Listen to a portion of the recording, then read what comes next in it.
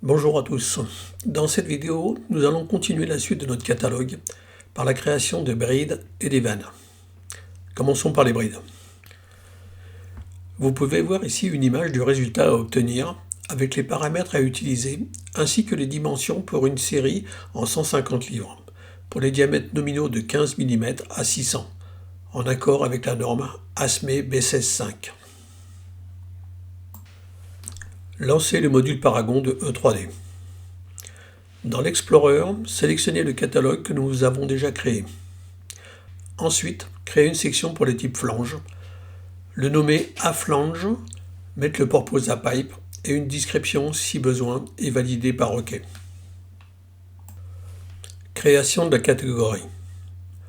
Donnez-lui un nom en accord avec la codification en place, le purpose à pipe et la description toujours si besoin. Validez par OK pour la création de votre catégorie. Première chose à faire, sélectionnez la catégorie dans la forme et choisir catégorie attribute pour donner la description et le G-type pour flange. Ensuite, créez les liens de la catégorie avec le P-point set, le Geometry set et le dataset comme nous l'avons déjà fait.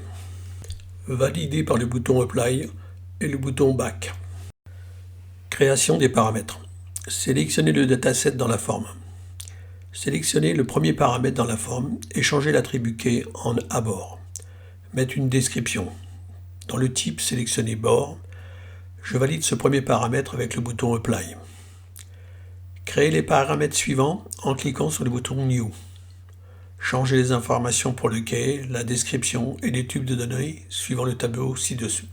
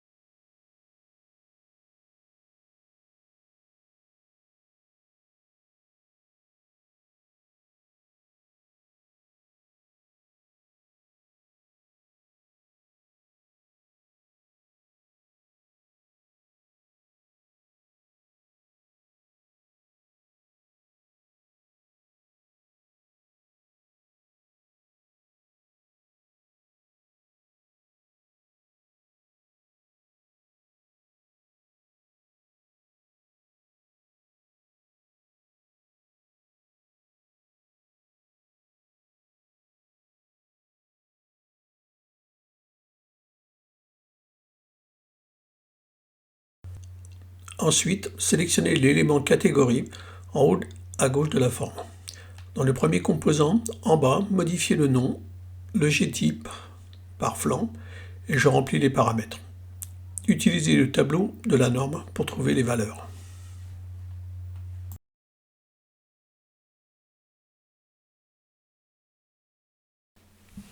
Création des P-points.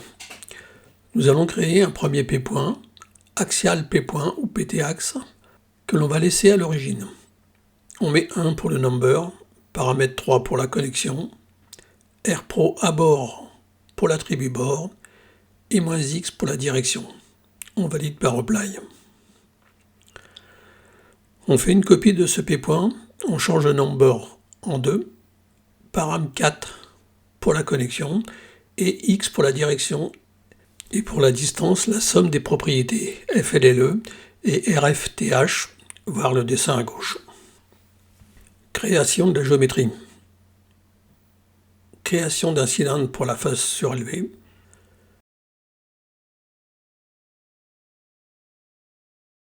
Création d'un autre cylindre pour la partie bride.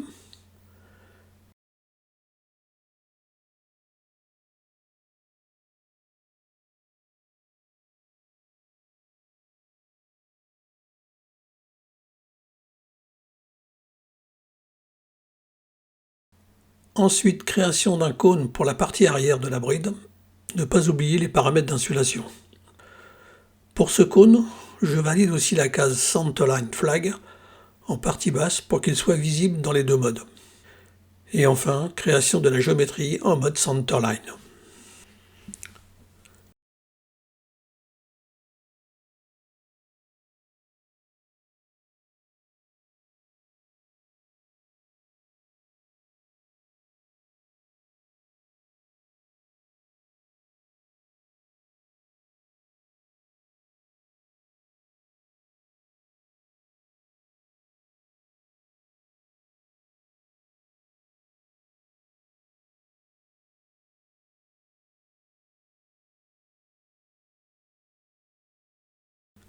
À partir de maintenant, je peux importer mon fichier Excel en utilisant le bouton Import de la forme, ce qui va me permettre de générer tous mes autres composants en cliquant sur le bouton All Data. On peut vérifier la création de la liste complète. Géométrie optionnelle. On peut ajouter, si on le souhaite, la géométrie des trous de perçage pour la boulonnerie. Cet ajout n'est purement que visuel et n'a rien à voir avec la gestion de la boulonnerie. Pour cela, nous avons deux solutions. La première est de créer une géométrie et un jeu de p-points par nombre de trous. Après, il faut associer le composant avec la géométrie et le point set correspondant. Si vous avez besoin de faire des modifications dans la géométrie dans le futur, il faut penser à la faire dans chaque GMSE et PTSE. Dans le catalogue d'origine, c'est la solution utilisée.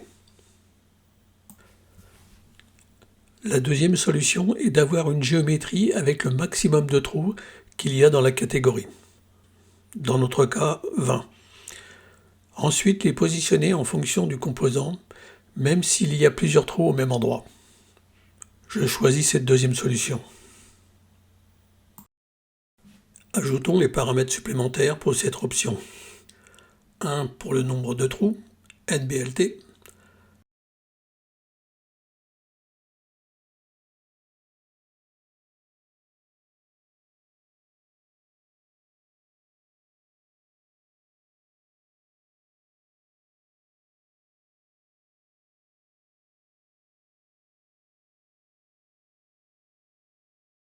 Un pour le diamètre des trous, HBDI.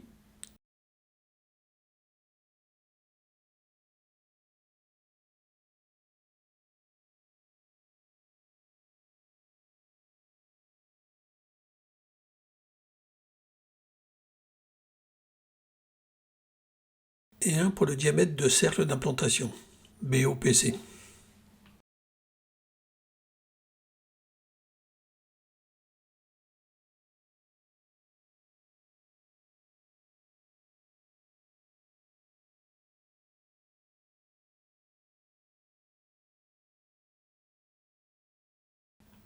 Après avoir mis à jour notre fichier Excel avec les 3 colonnes supplémentaires, nous les réinjectons dans la catégorie.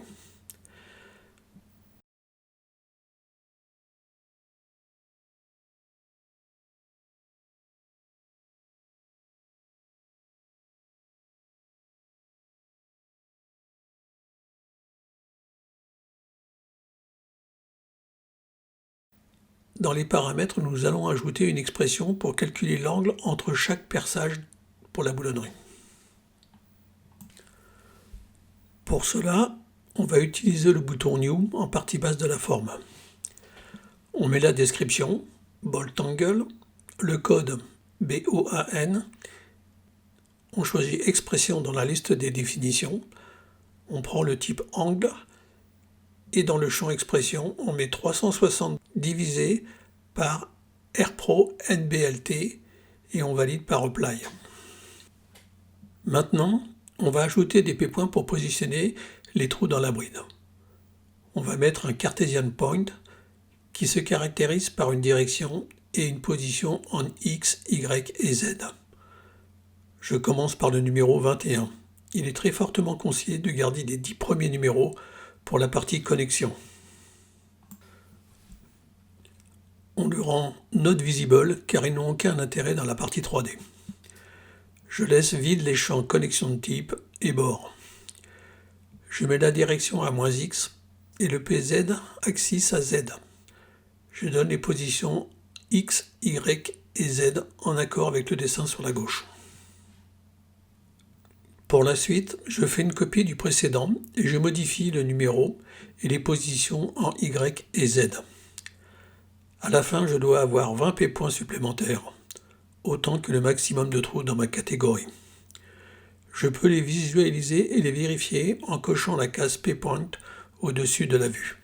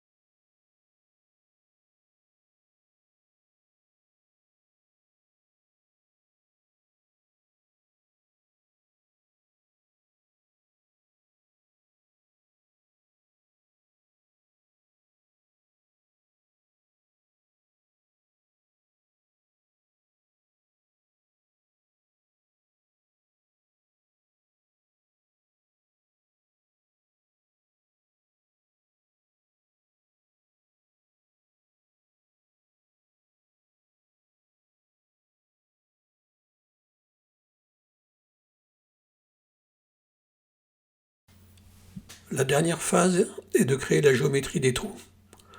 Je sélectionne le cylindre qui va être percé et je choisis un NSCY ou Negative Cylinder dans la liste. Pour l'axe, je prends le P.21. Pour la hauteur, la propriété FLTH et pour le diamètre, la propriété HBDI. Pour les suivants, je copie le précédent et je change le P-point de l'axe.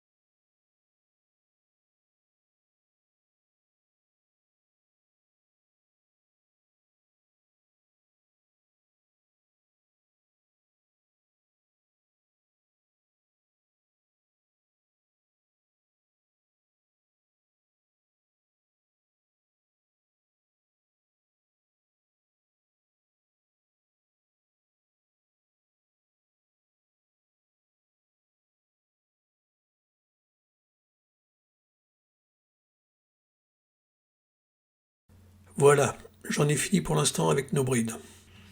On y reviendra plus tard, dans une prochaine vidéo pour la gestion de la boulonnerie. Passons maintenant à la création d'un catalogue pour les vannes.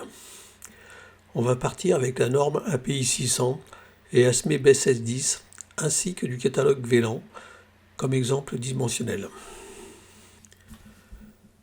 L'objectif de cette partie n'est pas de vous montrer la création de la géométrie.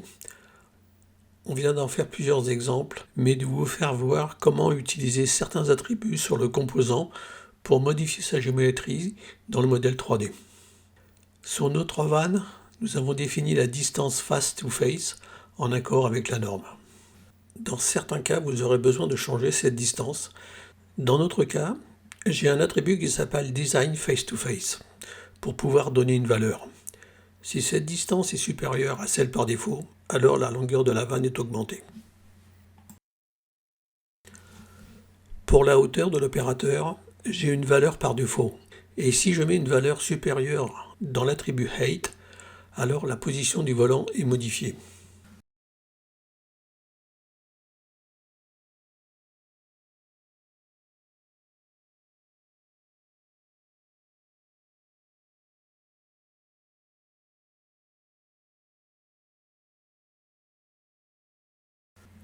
Passons sous Paragon pour voir comment mettre en place ces possibilités.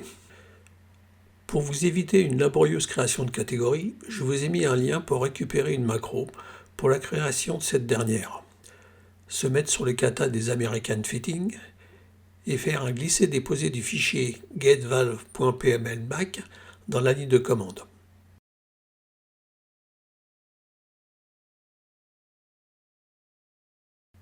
Je fais une petite sauvegarde.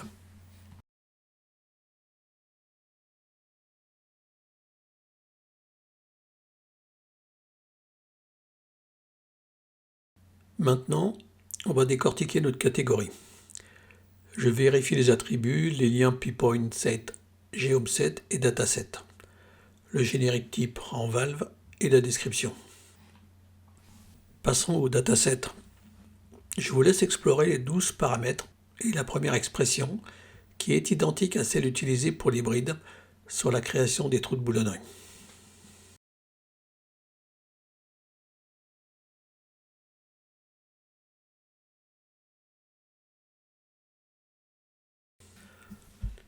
Ensuite, j'ai créé une expression pour définir le diamètre de la tige qui est égal au minimum entre 20% du diamètre nominal et la valeur 30. Une autre expression qui est le maximum entre l'attribut height de la vanne et la propriété OPHD qui est la hauteur par défaut. Une nouvelle donnée que l'on définit en design parameter nous permettra d'informer la longueur de la vanne. Ne pas oublier de lui donner un numéro dans l'ordre de la création. Dans notre cas, c'est 1. Ne pas laisser de trou dans ces numéros.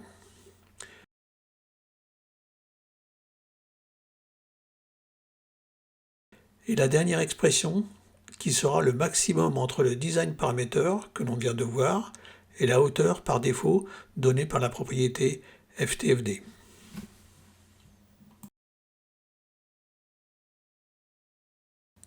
Passons au P.7. Je réserve les 10 premiers numéros pour la connectique et pour certains comportements. Le 1 et le 2 pour l'entrée et la sortie de la vanne. Le numéro 3 est utilisé pour l'orientation de l'opérateur et sera nécessaire lors de l'extraction de l'isométrique. Comme j'ai représenté les trous des boulons en utilisant les numéros de 21 à 40, comme sur l'hybride, je prends les numéros à partir de 51 pour faire toute ma géométrie.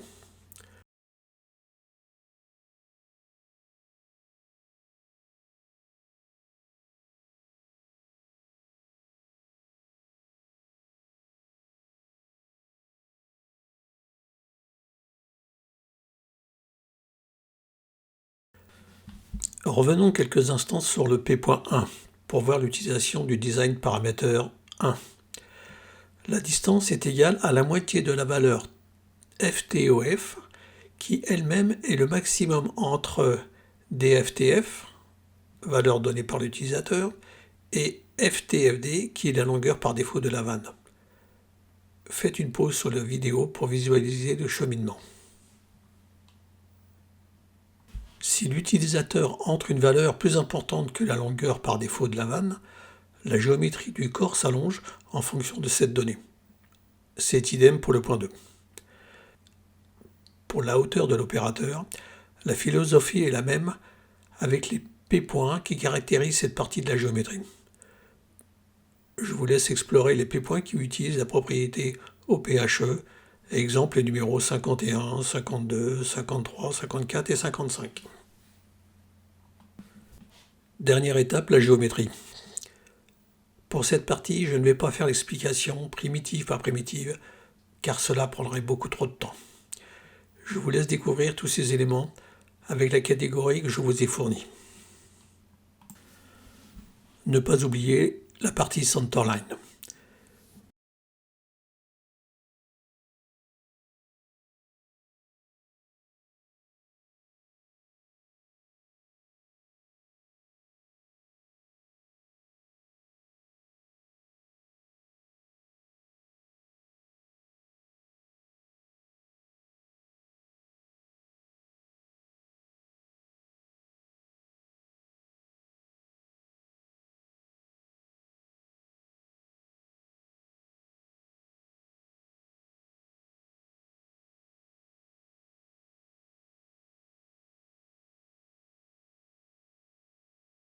Pour finir, sur ce type de composant, nous avons besoin de définir un volume d'obstruction qui va donner accès, dans notre cas, au volant de la vanne.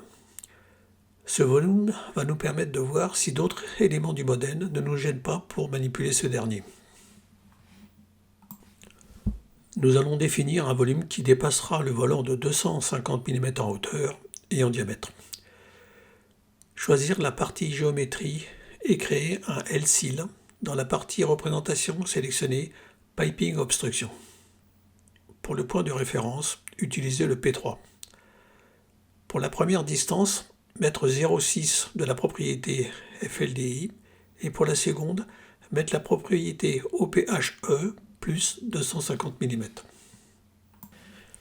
Et pour le diamètre, mettre le diamètre du volant HWDI plus 250 mm. Valider par Apply et changer la représentation de la vue en Piping Obstruction.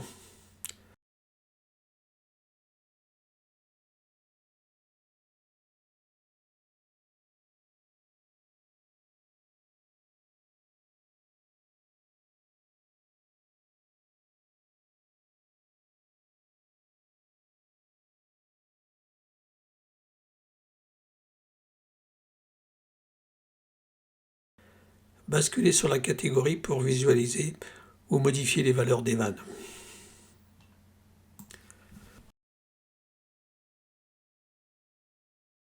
Je vous mets ici un petit tableau récapitulatif de ce que nous avons vu durant ces 3 dernières vidéos, ainsi qu'un petit pense-bête des étapes à suivre lors de la création d'une catégorie.